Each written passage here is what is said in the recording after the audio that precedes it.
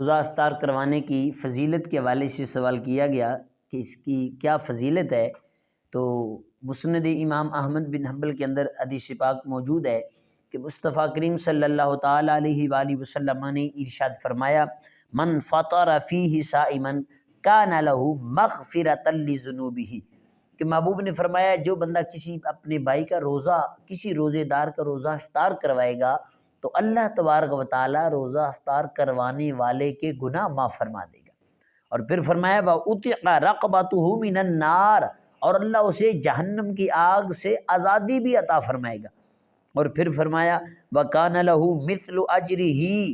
اور اللہ رب العزت روزہ رکھنے والے جتنا ہی روزہ افطار کروانے والے کو بھی ثواب عطا فرمائے گا۔ اور پھر فرمایا من غیر ان ینتقص من اجرہ شیء، کہ ایسا نہیں ہوگا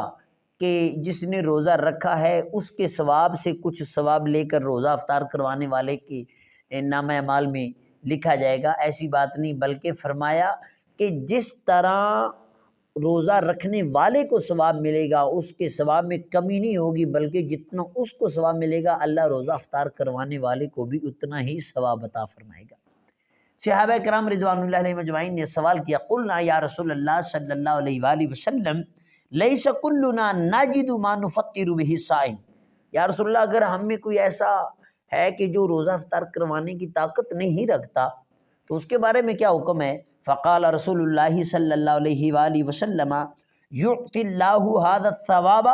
من فطر صائما علی مذقۃ لبن۔ اللہ اکبر۔ نبی پاک صلی اللہ علیہ وآلہ وسلم نے ارشاد فرمایا کہ جو کسی اپنے بھائی روزہ دار کا روزہ افطار ایک دودھ کے گھونٹ سے روزہ افطار کروا دے گا اللہ پھر بھی ہی اتنا ثواب عطا فرمائے گا۔ اب پھر اگلی بات کہ اگر کسی کے پاس دودھ کے پیسے بھی نہیں، زائد بات ہے دودھ بھی تو فری تو نہیں آتا، تو پھر نبی پاک صلی اللہ علیہ وآلہ وسلم نے ارشاد فرمایا او تمراتن، یا اگر کسی روزہ دار کا ایک کھجور کے ساتھ روزہ افطار کروا دیا اللہ پھر بھی روزہ رکھنے والے جتنا ہی تجھ کو ثواب عطا فرمائے گا۔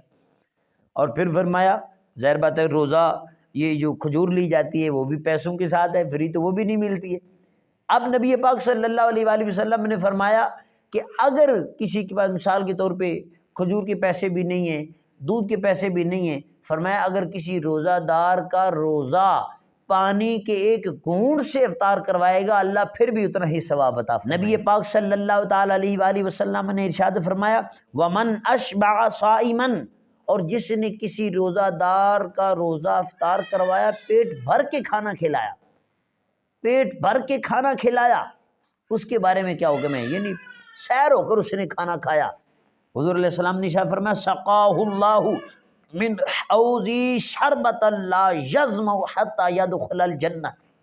نبی پاک صلی اللہ علیہ وآلہ وسلم ارشاد فرماتے ہیں اللہ رب العزت اسے میرے حوض سے وہ پانی پلائے گا کہ کبھی اس کو پیاس نہیں لگے گی یہاں تک کہ جنت میں داخل